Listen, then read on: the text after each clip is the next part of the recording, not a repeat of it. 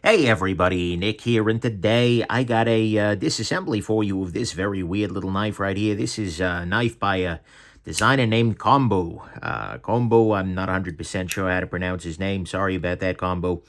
Kombou, whatever. But nonetheless, we're going to go ahead and take this guy apart. This is a distinctive pocket knife, that is for damn sure. It looks not a whole lot like anything else, and that I appreciate. Centering-wise, very slightly favoring the clip side.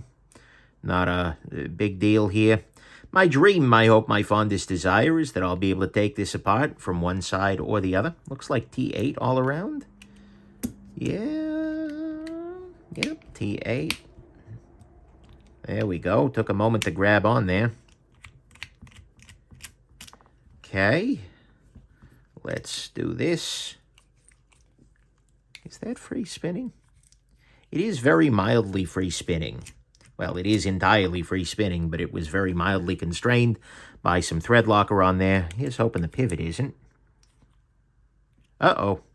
Okay, right now, this is not wanting to turn. There are two possibilities. One possibility is that it is just thread locked and needs more torque. The other possibility is that I need to take it out from the other side. That was the truth.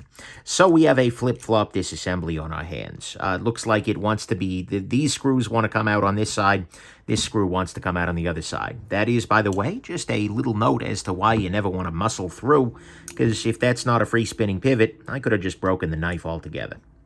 So there's that. And indeed, we see this is not a free spinning pivot. In fact, it's a really thick pivot, which is kind of interesting. But okay, we should be able to get this guy popped apart, maybe. The problem with a flip-flop disassembly is that it's always a little tricky to tell which side to apply the tension from. But I'm going to go on ahead and pop this guy loose here. There we go. We're making some progress. There we go. Popped apart.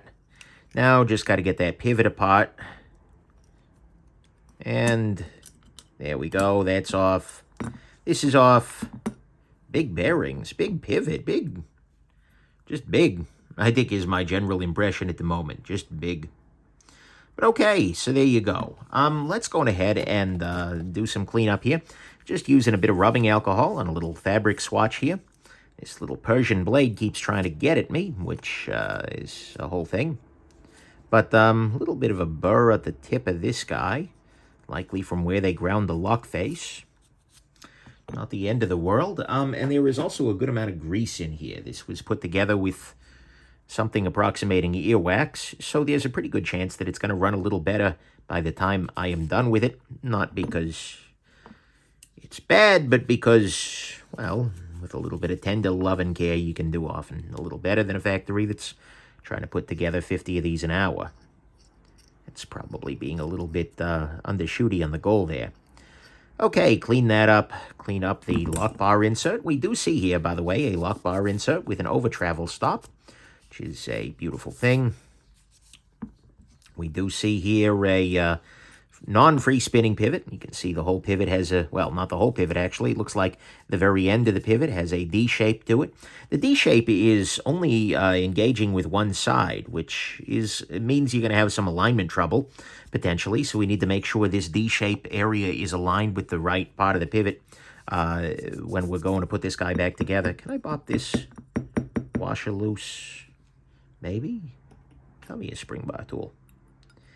If I can lift that out, that's going to be easier to clean the earwax off of. There we go. Now I can get in here, clean the grease out of here. And now I can just take this washer here, grab it with my little grabation claw.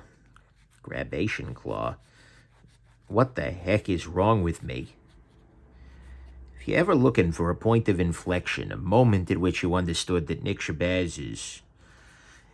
something ain't right with that boy. This is as good of a moment as any to point to. Perhaps future historians who are really, really, really bored and decide to go into the future illustrious field of Shabazzology will point to this moment as the start of the end, or Maybe this end hasn't even started yet, or maybe the end is already finished, which would be very weird. But maybe this is all an illusion, guys. I need to probably not be doing this right now. All right, so let's go on ahead and start putting things back together before the Shabazzologists start making more theories. Okay. Step one is going to be, this is a flip-flop disassembly, so this pivot needs to come out from the... These screws go in here, the pivot mounts in here. Okay, so I do need to start this guy off this side. I'm going to clean off the very end of it here. And my goal here is to have the D shape facing the back of the knife to match the D shape on the bottom side there. So I'll try and keep it in that rough orientation.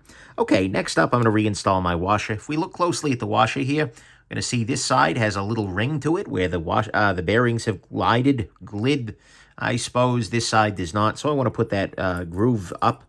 Just that way it's engaging with the bearings in the way it expects to. I'm going to go ahead and use some 10-weight nano oil here. Just go ahead, drop the nano oil right here.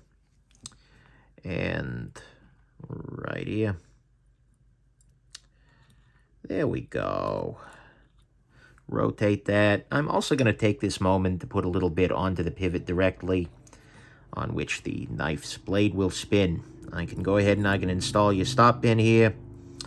Go ahead and drop on the blade itself. I'm going to go ahead, put a little bit of lubrication into the detent ball hole here. That will spread itself along the detent path, which is nice. We'll go ahead and put a little bit of lubrication right onto the blade itself.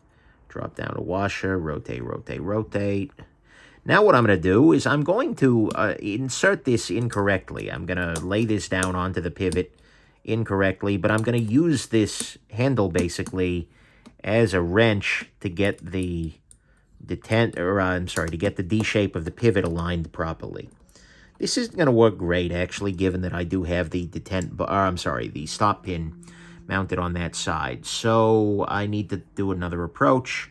The other approach I think I'm going to go ahead and do is just to use my these tweezers here to rotate. Try again. All right. I kind of messed up again went too far, but no, okay, we're in place. All right, so now what I need to do is pop everything back down. I'm going to take some thread locker, which is over here. And again, if you're curious about any of the tools I'm using, make shabazz.com/tools. Shouldn't have yeeted that quite as effectively as I just did. Again, Shabazzologists, feel free to read into that. Shabazzologist. You gotta admit, that's a pretty catchy career title. Like, it's a very misguided career, but, you know, think of worse things to be called. Okay, now let's go ahead.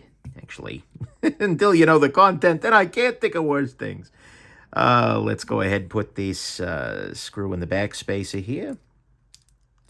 These are free spinning, so I may need to use a different screwdriver on the back side here to get everything locked in, but it doesn't look like I need to. That's nice. And let's go ahead and just throw that. Just toss that out into the wild. Why not? There we go. Beautiful. All right. Now the question is, oh, the pivot is way too loose. It's not a question. It's a statement. I can feel it in my bones. Not my bones. It is worth noting that everything here is T8, which is kind of nice. Okay, that's plenty tight. We are very, very slightly favoring the clip side, which, as I recall, is where we were when we started. My goal here is going to be to see if I can loosen the pivot just a little tiny bit more. And if in doing so, yeah, now we are very slight. Actually, we're pretty much dead center. Question is whether that introduced any blade play. Did not. Dead center. Action is great. We're done here. All right. Well, that was actually easier than expected, aside from my own downfall and whatnot. But aside from that, everything seems to have gone great. I hope this has been interesting to you, at the very, very least, and that you have yourselves just an absolutely wonderful rest of your day. Bye now.